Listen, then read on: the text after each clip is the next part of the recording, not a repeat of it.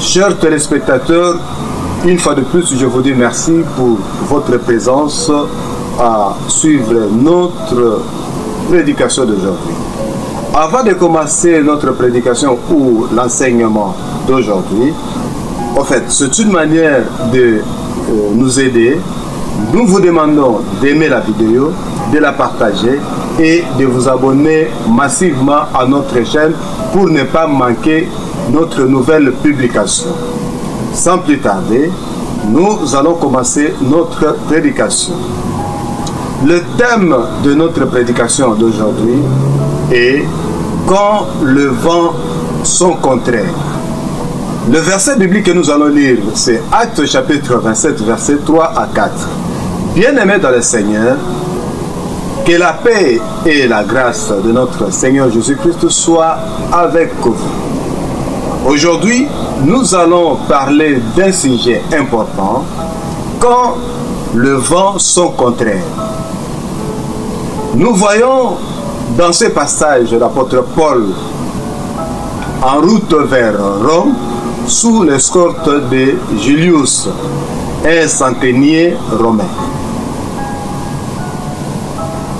Mais ce voyage ne se passe pas comme prévu. Le vent devient contraire, forçant le navire à s'abriter derrière l'île de Chypre. Cela enseigne que dans notre marche avec Dieu, nous allons aussi rencontrer des vents contraires. Le vent contraire ne signifie pas l'absence de Dieu. Paul était un homme de Dieu, un serviteur fidèle. Et pourtant, il a rencontré des difficultés. Cela nous rappelle que même lorsque nous marchons selon la volonté de Dieu, cela ne signifie pas que le chemin sera toujours facile. Jésus lui-même a dit, « Dans le monde, vous aurez des tribulations, mais prenez courage, j'ai vaincu le monde. » Jean chapitre 16, verset 33. Si aujourd'hui tu es face à des vents contraires, que ce soit dans ta famille, ton ministère, tes finances ou ta santé, cela ne veut pas dire que Dieu t'a abandonné. Dieu est avec toi même au milieu de la tempête. Les vents contraires nous forcent à changer de direction. Les marins ont dû longer Chypre au lieu de suivre leur route directe. Parfois, Dieu permet des obstacles pour nous réorienter vers un... Regarde la vie de Joseph. Vendu par ses frères, accusé faussement, jeté en prison. Mais tout cela faisait partie du plan de Dieu pour l'amener au sommet en Égypte.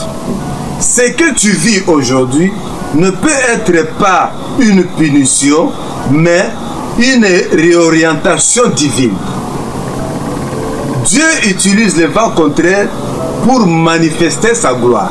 Plus loin dans ce chapitre d'Actes 27, nous voyons que la tempête s'aggrave au point de menacer la vie de tous. Mais au milieu de la crise, Dieu parle à Paul et lui donne une parole d'assurance. Sois sans crainte, Paul, car tu dois comparaître devant César.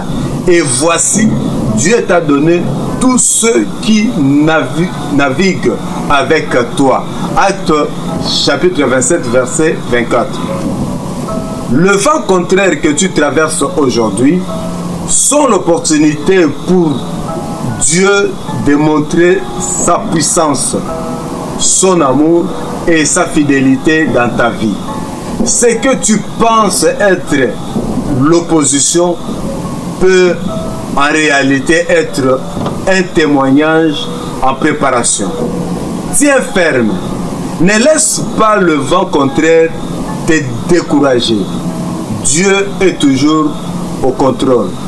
Il va transformer cette épreuve en témoignage et cette opposition en bénédiction. Peu importe la force du vent, garde la foi et reste ancré en Christ.